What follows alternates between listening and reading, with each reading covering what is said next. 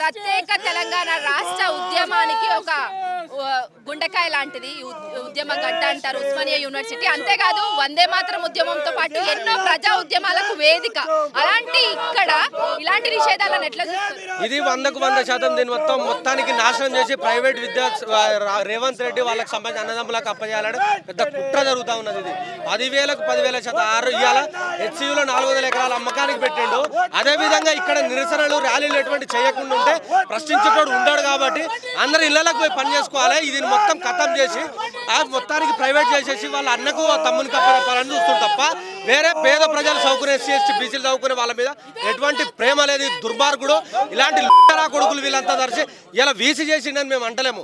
10,000% విద్యాశాఖ మంత్రి ఈ రాష్ట్రానికి ఉన్నటువంటి ముఖ్యమంత్రి రేవంత్ రెడ్డి గారే చేసిన కుట్రగా మేము భావిస్తా ఉన్నాము. దీని మీద రివ్యూ తీసుకొని దీన్ని తక్షణం ఎమ్మటే రిటర్న్ తీసుకోకపోతే మాత్రము ముఖ్యమంత్రి నివాసాన్ని సైతం మేము ముట్టడిస్తామని చెప్పేసి హెచ్చరిస్తా ఉన్నాం. నేను కేవలం వన్ సైడ్ మాత్రమే మాట్లాడినా. ఇప్పటి వరకు యూనివర్సిటీలో ఉన్నటువంటి సమస్యల మీద మీరు ప్రజా గొంతుకై ఇక్కడ ఉన్నటువంటి విద్యార్థుల గొంతుకై మాట్లాడుతుంటే మీ గొంతు నొక్కే ప్రయత్నం చేస్తున్నారు. కానీ మీరు ఇంకో బొమ్మ బొడుసు టైప్ ఇంకో సైడ్ ఇంకో కుట్ర నడుస్తుంది అంటున్నారు. నిజంగానేనా ఆ కుట్ర నడుస్తుంది? అంతే అమ్మా, ఇది చూడడానికి ఒకటి కానీ దీన్ని మొత్తానికి ప్రైవేట్ చేసుకోవాలని చూస్తారు తప్ప వాళ్ళు వేరే ఉద్దేశం లేదు. మా మీద ఎటువంటి ప్రేమ మమకారం వాళ్ళకి ఏం లేదు.